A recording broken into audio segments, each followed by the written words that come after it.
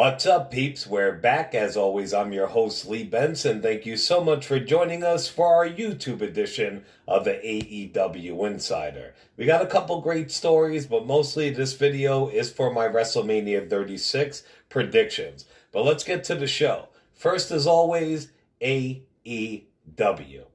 In an interview with the Tampa Bay Times, Chris Jericho commented on his current status with WWE now that he's working for AEW. He said, "They'll probably never mention me again.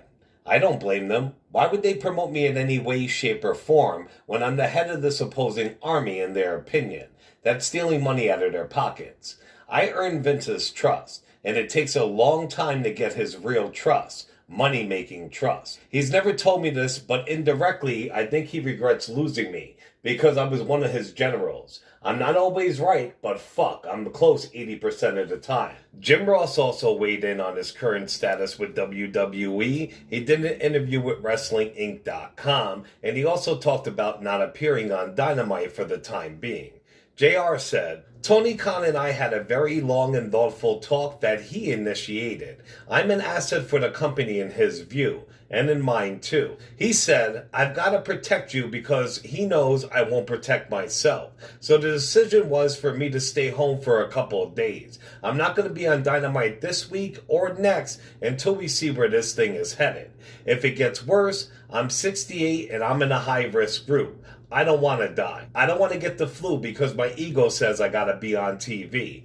Oh, I can't lose my spot because then I won't get my push. Stop, please."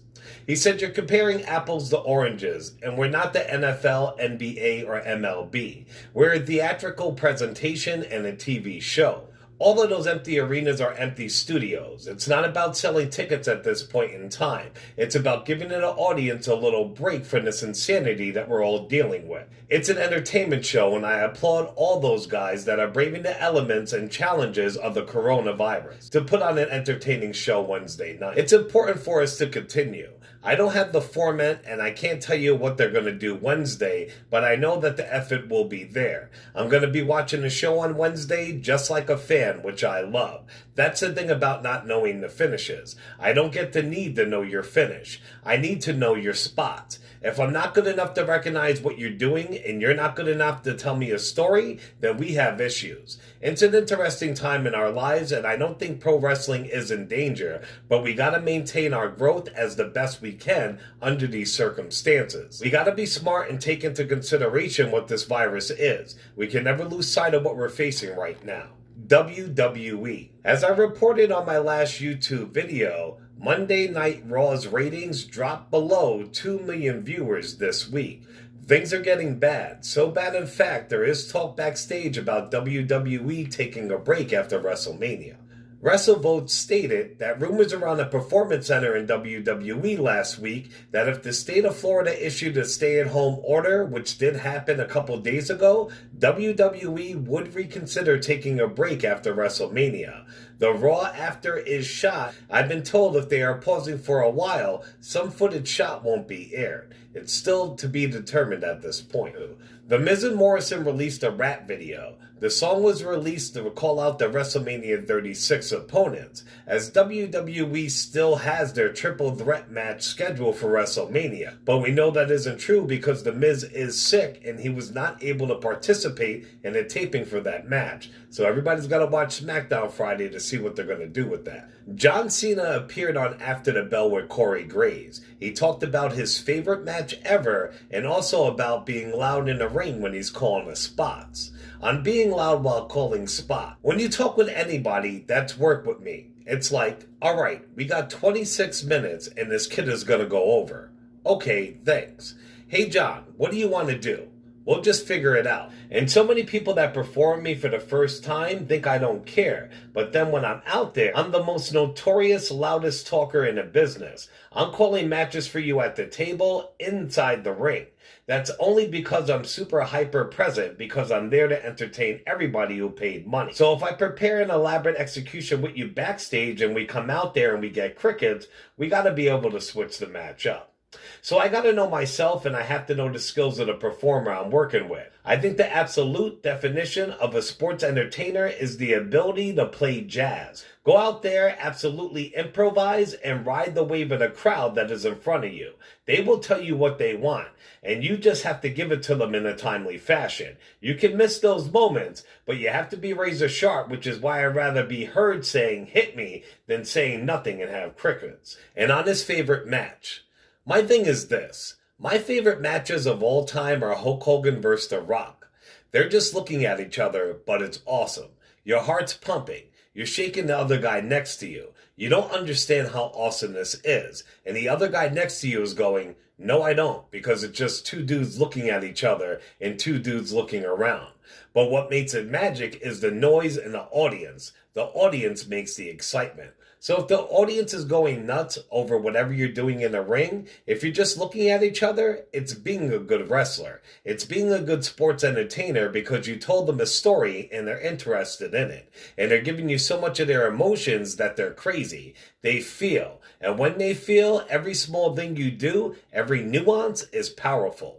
As a surprise to me, KO did not name his debut on Monday Night Raw against John Cena as his favorite moment of his career. That's a huge debut, and he even beat John Cena when he did premiere, but this is what he said his favorite moment of his career is so far. It's between my NXT match against CJ Parker, aka New Japan's Juice Robinson, and also winning the Universal Championship. I think the NXT match might be a little bit more special because it was my first match in WWE. And it was against a really good friend, and it was such a special moment that I'll always remember. To actually get to be in WWE. Even though I signed my contract and was in a performance center for a few months, having the first match was really something. On SmackDown, Roman Reigns is supposed to be removed from his WrestleMania match in a unique manner. We'll see how that goes. Alright peeps, this is it for the WrestleMania 36 card. Now these are the current matches as of right now. After SmackDown tonight, we know Roman Reigns is getting taken out. We know the Miz's are going to be able to compete. Maybe some matches are going to get added, and maybe some are going to get taken out. But as of right now, this is the card, and these are my predictions for the winners. First we have Otis versus Dolph Ziggler, and Dolph Ziggler will have Mandy Rose with him. I gotta go with my dog Dolph. Even though the crowd is behind Otis and they love Otis, Dolph Ziggler, besides Sami Callihan right now, is my favorite current wrestler. And I think Dolph's going to get his WrestleMania moment again. We also have the Kabuki Warriors versus Alexa Bliss and Nikki Cross for the WWE Women's Tag Team Championship. I got to go with Cross and Bliss. Only because Kairi Sane is injured and has not been in the ring. Even though they said she's okay and all that, it was a head injury. So I don't know what condition she's in. WWE might not want to take the chance of keeping the belts with the Kabuki Warriors for what, in 3 weeks or 2 weeks when they have to wrestle she can't? So I think that's the only reason why Alexa Bliss and Nikki Cross will win those titles. Sami Zayn with Cesaro. 3-2. Sami Zayn with Cesaro and Shinsuke Nakamura versus Daniel Bryan with Drew Gulak. It's for the WWE Intercontinental Championship. My pick to win? Sami Zayn, of course. Not only do I love the heels, but that little faction is starting to build up to be something dope. His gimmick is dope, and he deserves it. Sami Zayn's going to keep his title. Edge versus Randy Orton in a last man standing match. This is Edge's first full match back in the ring after 9 years. You know he's going to win. Elias versus King Corbin. I got to go with my dog Elias. I hope he wins, and I hope it kicks off a big championship run for him in the future. Aleister Black versus Bobby Lashley with Lana. I gotta go with Bobby Lashley. Why? I honestly don't know. Aleister Black's on a roll. Paul Heyman loves him. He's been building up wins. It'd be great to see him win at WrestleMania, but I'm hoping Bobby Lashley will beat his ass and maybe go on some type of run. The Street Profits versus Austin Theory and Angel Garza for the Raw Tag Team Championship match. Now, if you missed Monday Night Raw, you've seen that Montez Ford did that dive over the top rope. Austin Theory did not catch him at all, and he landed directly on his back, on the floor and on the ramp. It was crazy. I hear that he's injured, but I'm not sure. Since that injury did happen, I am going with Austin Theory and Garza to be your new Raw Tag Team Champions. If not, the Street Profits would have retained for a while more. We also have the Tag Team Championship Triple Threat match, but we know that's not going to happen. The Miz and Morrison are the current champs, but the Midge is under quarantine. He's sick, so we got to see what happens on SmackDown to see where it's going to go. Kevin Owens versus Seth Rollins. I would love to see the Messiah Monday Night Raw win this, but since the way the story's been building up, I think they're going to give it to KO. The Undertaker versus AJ Styles in a Boneyard match. Everybody and their mother, of course, is going for Undertaker. I love Undertaker. I love his WrestleMania moments, but I'm going with my dog, AJ Styles, for the win. We do have the WWE Women's Championship match, which will be determined in a fatal 5-way. We have the retaining champion Bayley versus Lacey Evans versus Naomi versus Sasha Banks versus Tamina. My pick to win, Lacey Evans. She really, really deserves to be WWE champion, and if they put the belt around her waist, she will have an awesome run. We also have the match I want to see the most out of the WrestleMania matches, and that's John Cena versus The Fiend, Bray Wyatt. We know it's been filmed like a big Hollywood budget movie. We know The Fiend and Bray Wyatt both appear during the match. If Cena doesn't need this, he's going to go back to Hollywood. The Fiend's got to win it. Becky Lynch versus Shayna Baszler for the WWE's Raw Women's Championship. I gotta go with Shayna Baszler. She fucking deserves it. Vince McMahon does not want to put her over, but it's her time, man. And plus, even though I love the man, it's time for her to pass that strap. Goldberg versus Braun Strowman. Even though it hasn't been announced yet, Braun Strowman is the replacement for Roman Reigns in the match, but I don't see them giving him the belt, so I gotta go with Goldberg retaining. We also have Brock Lesnar versus the Chosen One, Drew McIntyre, for the WWE Championship. My pick, the Chosen One.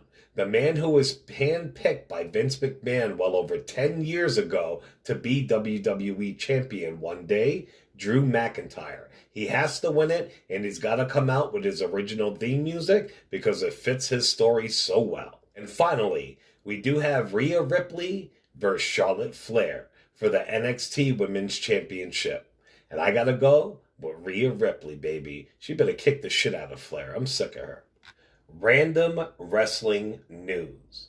As we noted, Teddy Hart was arrested following an incident with his girlfriend, Maria Manick. He has been charged with strangulation resulting in bodily harm. Also, independent wrestler Ace Montana claimed that Hart assaulted Manick.